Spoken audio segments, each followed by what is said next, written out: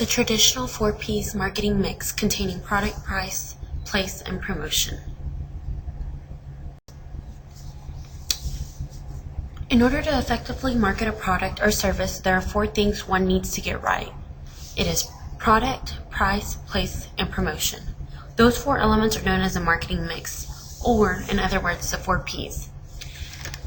Businesses can choose different marketing mixes depending on their marketing strategy. So since every company is different, every marketing strategy is of course going to be different.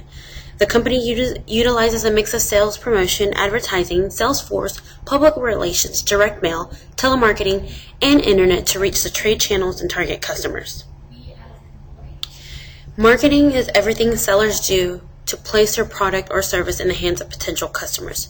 They use the 4 Ps of the marketing mix, and once successful, they make people integral to all elements of the marketing plan, including branding and positioning strategies. So what is product? Product itself is a main item because it's what the business sells to the customer.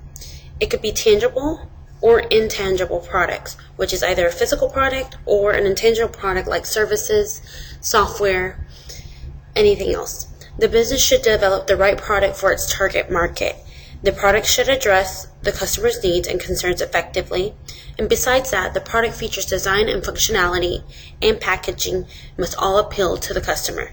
So whenever you are going to sell anything or provide a consumer with anything, the product itself has to meet the customer's needs.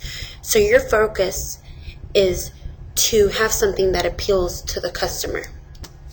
The price.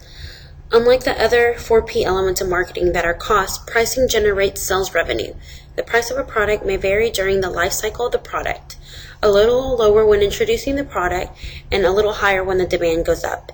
In order to not make a loss, the product price must cover the cost of the production. Theoretically, the price of a product is as much as what the customers are willing to pay for.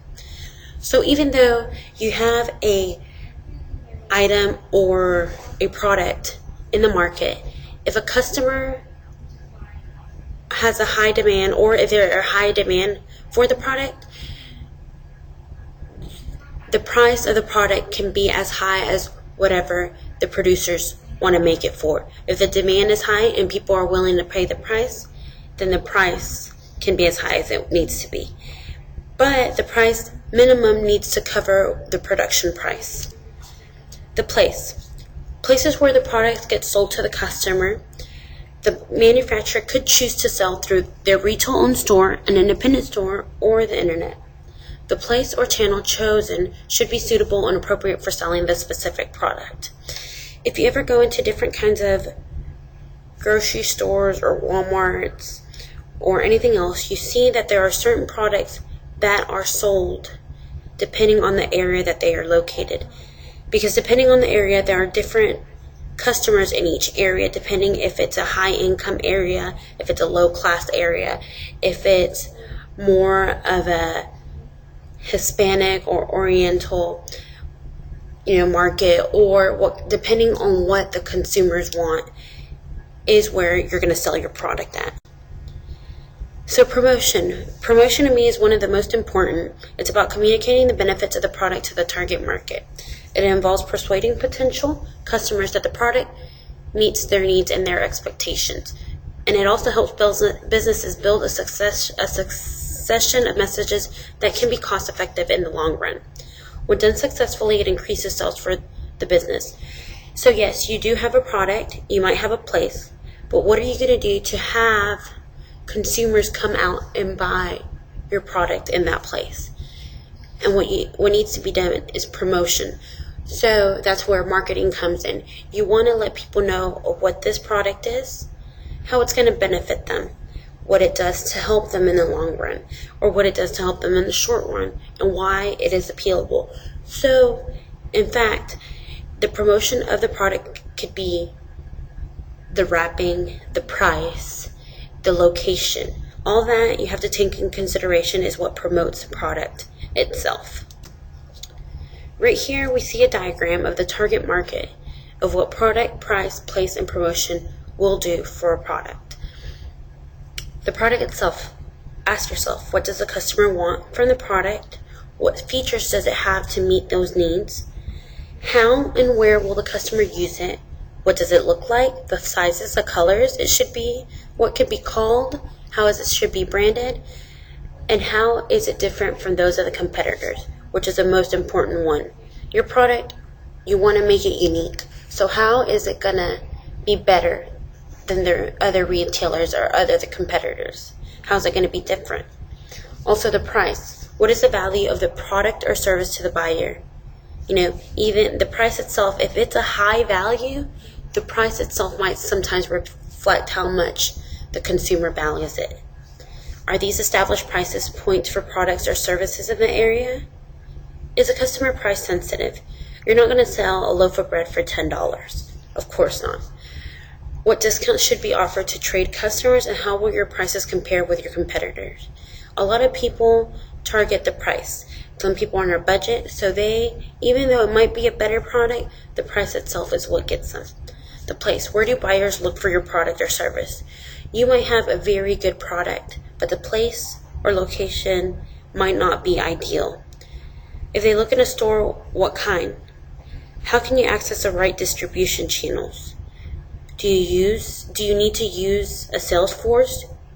What do you want competitors to do, and how can you learn from that or differentiate? How are you going to promote it? Where and when can you get across your marketing messages to your target? Will you reach your audience by advertising in the press or on TV or on radio or on billboards? So what are you going to do to promote it? When is the best time to promote? How do your competitors do their promotions? How does it influence your choice of promotion activity? So all this is what needs to be taken into consideration when you're going to market anything, a product, a product or a service, for what price, at what place, what kind of promotion. So what is the role of the consumer in the 4 Ps of the marketing mix? So by focusing on the people who buy, a company can pick the right features for the product, the right price, distribution outlets, and the right words and approaches for promoting the product. What holds the most value is what the consumer thinks about the product. So marketing is all about creating beliefs to drive buying. So whether they are focused on the product, place, or promotion, successful marketing strategies and tactics center on the consumer beliefs. So what are the benefits? What are the benefits of the 4 Ps?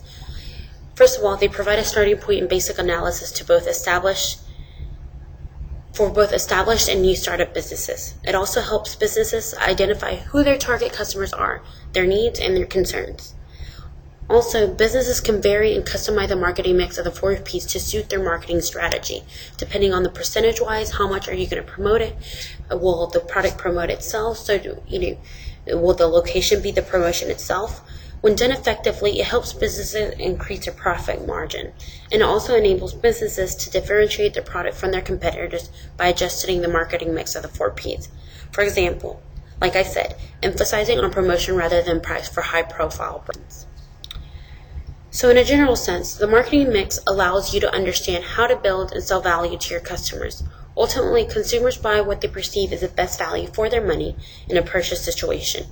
Implementing marketing campaigns that show off great products at fair prices gives you an opportunity to succeed. So finding affordable marketing options also help you get better return on your investment for marketing.